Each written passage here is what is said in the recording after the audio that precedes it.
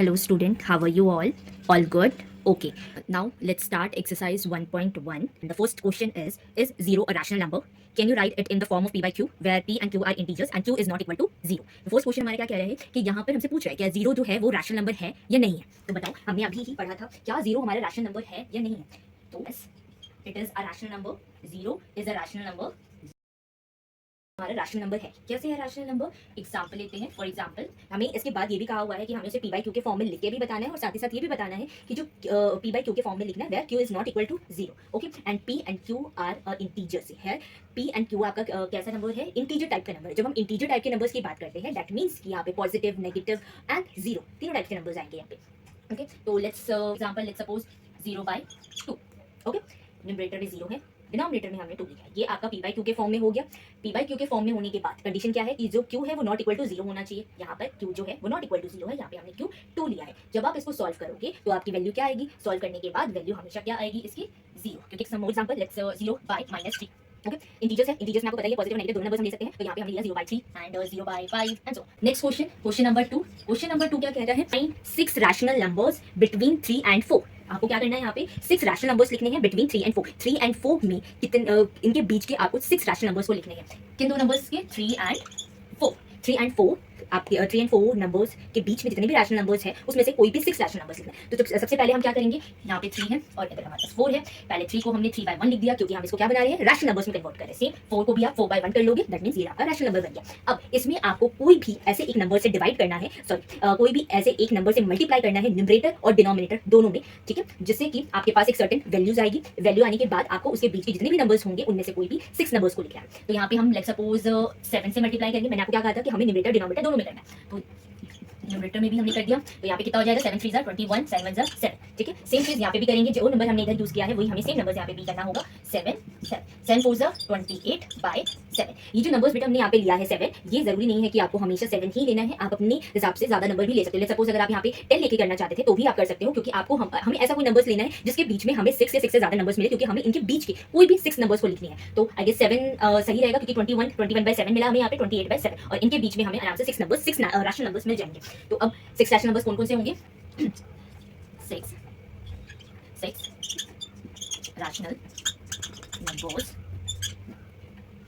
between 3 and 4 are 22/7, 23/7, 24/7, 25/7, 26/7. कितने numbers हो गए? 1 2 3 4 5 एंड वन मोर 27/7. ये आपके 6 रैशनल नंबर्स हो गए बिटवीन 3 एंड 4.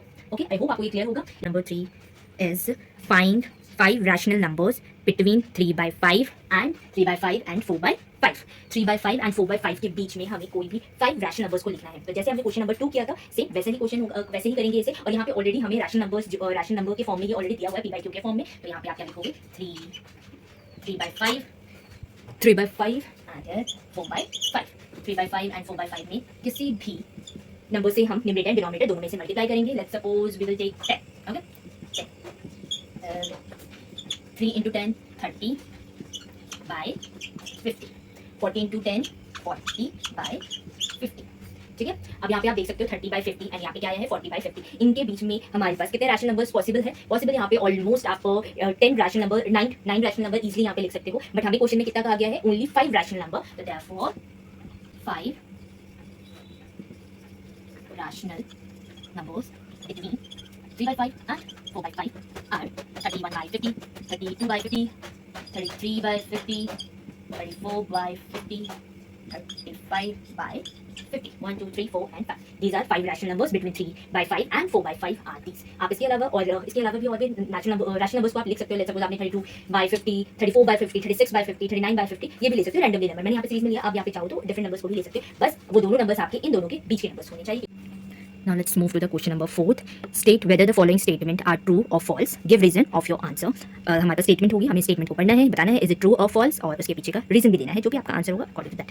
ओके, तो first question is every natural number is a whole number. क्या सारे जितने भी हमारे नेचुरल नंबर्स होते हैं वो सारे होल नंबर्स होते हैं या नहीं होते? इज इट ट्रू और false? The answer is true. Why? Because a whole number is a collection of natural number and zero. आपको पता है होल नंबर जो होते हैं वो कलेक्शन होता है जीरो का एंड नेचुरल नंबर. क्योंकि हमने देखा हम होल नंबर्स को किस तरीके से लिखते हैं 0 1 2 3 4 5 6 एंड सो ऑन. तो यहाँ पे अगर आप जीरो को हटा दो, उसके अलावा जितने भी नंबर्स बचते हैं वो सारे आपके नेचुरल नंबर होते हैं। दैट मीन्स कि जो होल नंबर्स होता है वो नेचुरल नंबर्स को इंक्लूड करता है, ठीक है। तो जब वो नेचुरल नंबर्स को इंक्लूड करेगा तो ये स्टेटमेंट आपकी क्या हो जाएगी, ट्रू हो जाएगी। अब इसे लिखेंगे कैसे, लेट्स सी। ट्रू, ठीक है, ट्रू आपको पता ही है, ट्रू नंबर इज, क्या is the collection of what, collection of, इसका कलेक्शन है नेचुरल नंबर का, नेचुरल नंबर एंड जीरो, ठीक है। जैसे यहाँ पे हम होल नंबर्स को लिखते हैं 0 1 2 3 4 5 एंड सो। तो अगर मैं यहाँ पे आपका जीरो हटा दूँ, इसके अलावा जितने भी नंबर्स आपको यहाँ दिख रहे हैं वो सारे क्या है, नेचुरल नंबर्स है। इसलिए होल नंबर जो होता है, होल नंबर इंक्लूड करता है नेचुरल नंबर्स को, क्योंकि होल नंबर्स में स्टार्टिंग किससे होती है, starting from 0 1 2 3 and so. Okay, every integer is a whole number. क्या जितने भी सारे हमारे इंटीजर्स होते हैं वो होल नंबर्स होते हैं या नहीं होते? इज इट ट्रू और false? The answer is false. Why it's false? Because whole number does not contain any negative numbers. Integers contains a negative number, negative, positive and zero as well. क्या हो जाएगा, second का statement आपकी क्या है, false है। क्यों false है? क्योंकि जो भी आपके नेगेटिव इंटीजर्स होते हैं, बिकॉज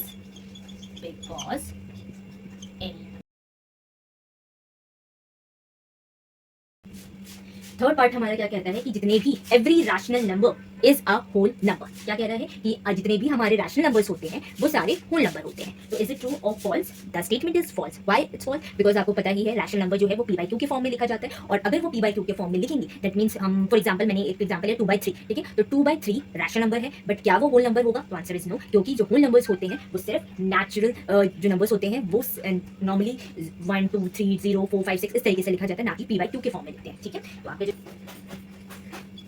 फॉल्स क्यों होगा ये, rational number 4/5 6/7। That's all for today's video. Don't forget to like, share and subscribe to my channel.